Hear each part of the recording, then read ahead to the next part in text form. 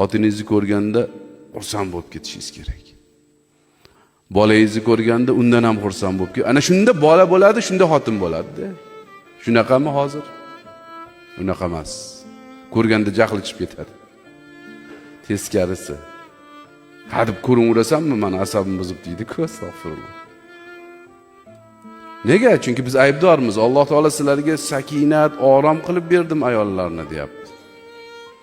Ayollarning tarbiyasi ham, qiz tarbiyasi ham nihoyatda bizda zaif hali. Bay. Qizni o'zini alohida tarbiyasi bo'ladi, o'g'il bolani o'zini alohida tarbiyasi bo'ladi. Yo'q, umumiy. Tarbiya deganda bizda asosiy ovqat yedirish, chiroyli bir kiyimni kiydirib qo'yishlik, chiroyli o'ylanib qilib biroq o'ziga nima qilib berishlik. Mana shu bilan otalik vazifasini bu bir yo'taraf, moddiy taraf. Bu ham bizning bo'ynimizdagi farz. Balog'atga yetguncha yedirish, kiydirish bizning bo'ynimizdagi ish ota-onalarning.